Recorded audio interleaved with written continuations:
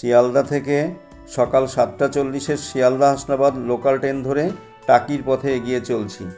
টাকি রোড স্টেশনে নেমে টিকিট কাউন্টারের পাশ থেকে টোটো স্ট্যান্ডে আসি এবং সেখান থেকে পার হেড 20 টাকায় টোটো করে টাকি রাজবাড়ি ঘাটে এসে পৌঁছাই।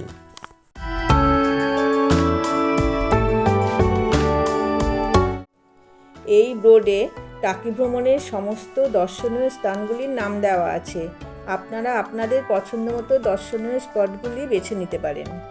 আজ টাকি ভ্রমণে প্রাক্তন সেনাপ্রধান শঙ্কর রায়চৌধুরীর বাড়ি, নলকূপ, বিসর্জন সিনেমার নায়িকার বাড়ি, মিনি সুন্দরবন, জোড়াশিব মন্দির, দুর্গা মণ্ডপ, ত্রিশক্তি মন্দির, টাকি রাজবাড়ি, কুলেশ্বরী কালীবাড়ি, রামকৃষ্ণ আশ্রম এইসব স্পটগুলি কভার করব।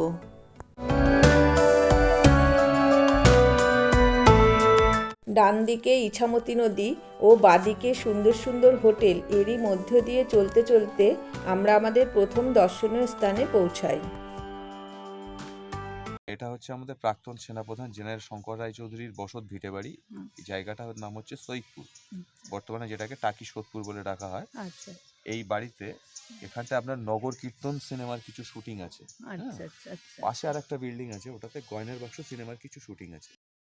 এই বাড়িটি প্রাক্তন সেনাপ্রধান শঙ্কর রায়চৌধুরীর বাড়ি।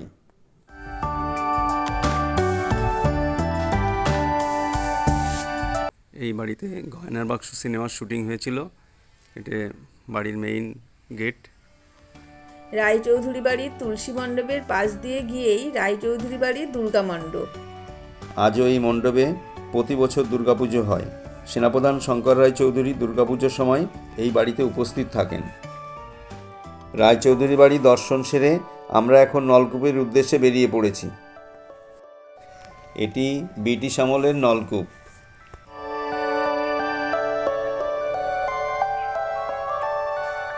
এটা দেখলেন নলকূপটা, এটা হচ্ছে ব্রিটিশ পিরিয়ডে তৈরি টাকির প্রথম ম্যানুয়াল সিস্টেমের ওয়াটার পাম্প।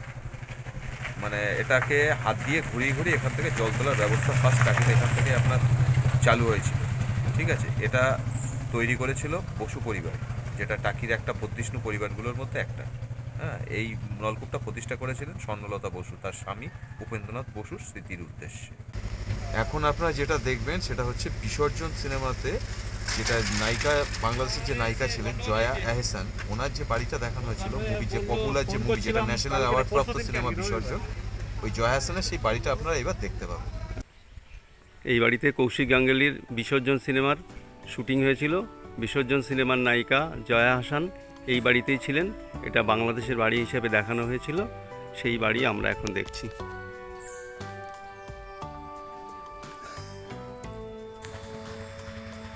দাদা, এগুলোর মধ্যে কি আছে? মৌমাছি। মৌ চাষ হয়। 20 দিন 15 দিন যদি মধু লোড হয়ে যায়, 15 দিনের মধ্যে মধু ভাঙা হয়। সর্ষে ফুল মানে ফুল যত ভালো হবে তত মধু কালেকশন হবে। সর্ষের ফুল ফুটছে 15 দিন অন্তর মধু ঝাড়া যাবে। পরে এই আবার সুন্দরবনের জঙ্গলে চলে যাবে এই বাক্স, জঙ্গলের মধু কালেকশন করবে। সামনে এটা মিনি সুন্দরবন ঢোকার চেকপোস্ট। চেকপোস্টে আইডি জমা দিয়ে ভিতরে প্রবেশ করতে হবে। চেকপোস্টে আধার কার্ড জমা দিয়ে আমরা এখন মিনি সুন্দরবনের ভিতরে প্রবেশ করলাম। ভিতরে প্রবেশ করেই বাদিকে একটুখানি এসেই নন্দদুলালের মন্দির। আমরা এখন মন্দির দর্শন করছি। মন্দির দর্শন করে আমরা এখান থেকে 10 টাকা টোটো সহযোগে আমরা মিনি সুন্দরবনের মেইন গেটে পৌঁছাবো।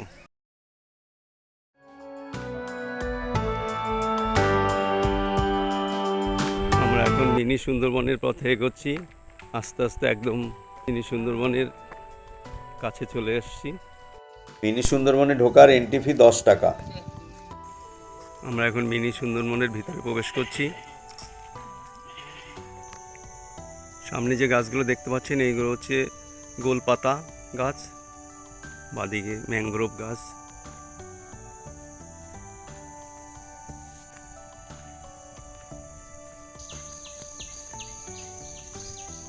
রাস্তাটা এখানে এসে দুভাগ হয়ে গেছে। একটা সাইড রিভার সাইডের দিকে যাচ্ছে, দেখতে পাচ্ছেন রিভার সাইড, এটা রিভার সাইডের রাস্তা।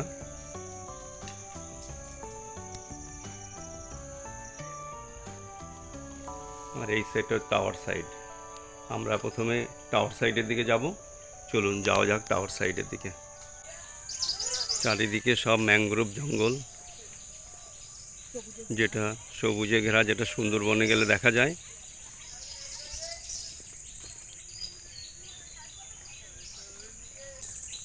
আমরা এসে গেছি টাওয়ার পয়েন্টের কাছে।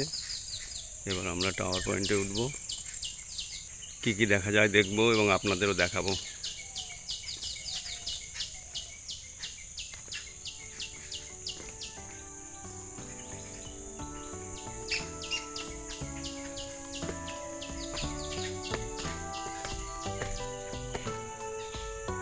আমরা এই মুহূর্তে টাওয়ার পয়েন্টের একদম টপে চলে এসেছি। টপে এসে চারিদিকের এই অপরূপ সৌন্দর্য উপভোগ করছি।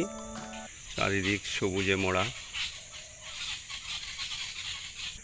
সবুজ গাছ, পাখির কোলাহল আর আকাশ, এই ছাড়া কিছুই দেখতে পাচ্ছি না।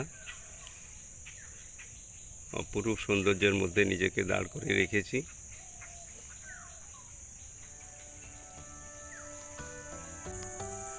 টাওয়ার থেকে নেমে নিচে ছোট্ট বিরতি, এখানে আমরা একটু চা স্ন্যাক্স খেয়ে নিচ্ছি। এটা হেতাল গাছ, এটা কেওড়া গাছ। প্রাণ গাছ বলে মিনি সুন্দরবনের ভিতরে সব রকম গাছই দেখা যায়। যতটুকু সম্ভব আপনাদের দেখানোর চেষ্টা করলাম। এটা ওট চাকা কুদ গাছ। এবার আমরা রিভার সাইডের দিকে ঢুকছি। চলুন যাওয়া যাক রিভার সাইডের দিকে।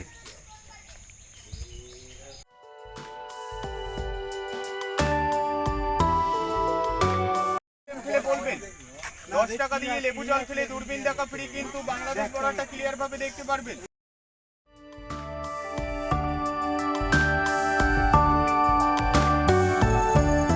এটা গোলপাতা গাছ। এটা হচ্ছে গোলপাতা ফল। এর পাতাগুলো লম্বা, কিন্তু ফলটা গোল হওয়ায় এই গাছের নাম গোলপাতা। মিনি সুন্দরবন থেকে বেরিয়ে ইছামতি নদী বরাবর এগোচ্ছি। নদীতে দূরে যে বোটটি দেখতে পাচ্ছেন সেটি বাংলাদেশ বিএসএফের স্পিড বোট।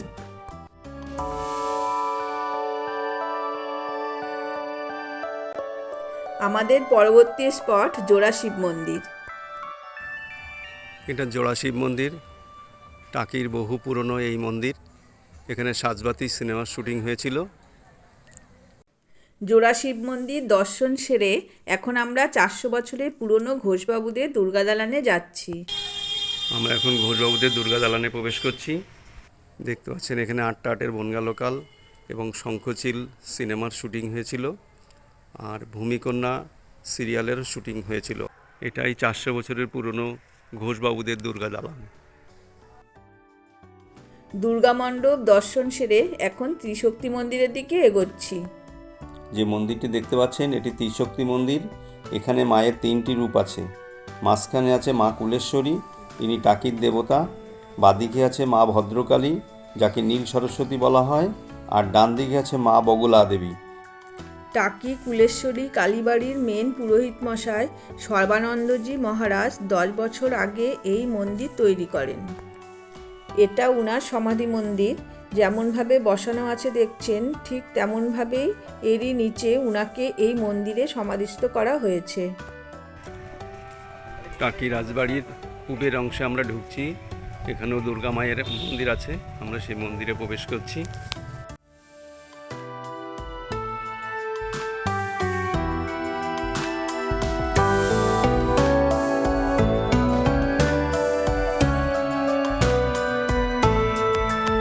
মায়ের পবিত্র চণ্ডীঘর। এখানে জমিদার আমলের বহু জিনিসপত্র সংরক্ষিত আছে।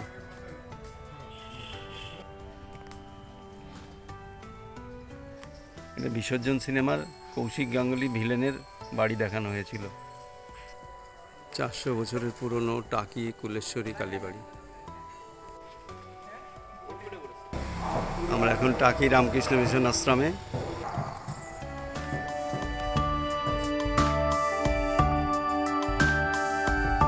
এটি নৃপেন্দ্র অতিথিশালা, টাকি পৌরসভার গেস্ট হাউস। এখানে থাকা খাওয়ার দুইয়েরই ব্যবস্থা আছে।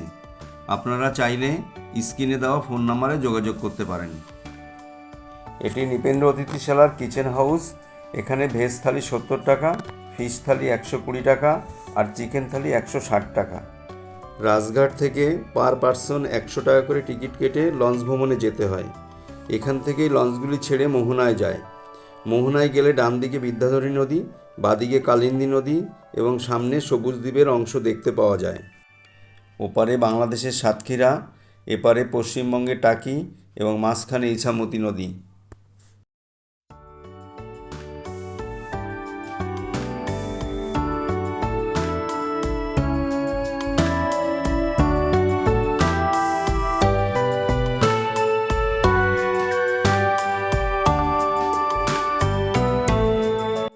ইনি আমাদের আজকের ভ্রমণের সাথী, টোটো চালক সমরেশ দা। উনি খুব ভালো মনের মানুষ। সমস্ত স্পটগুলি খুব ভালোভাবে দেখিয়েছেন এবং প্রতিটি স্পটের ব্যাখ্যা সুন্দরভাবে বুঝিয়েও দিয়েছেন। আপনারা চাইলে স্ক্রিনে দেওয়া ফোন নাম্বারে যোগাযোগ করে আসতে পারেন। টাকি ভ্রমণ শেষ করে রাজবাড়ি ঘাট থেকে টোটো ধরে বাড়ির পথে রওনা দিচ্ছি। ভিডিওটি ভালো লাগলে সাবস্ক্রাইব করে পাশে থাকবেন এবং লাইক, শেয়ার, কমেন্টস করতে ভুলবেন না।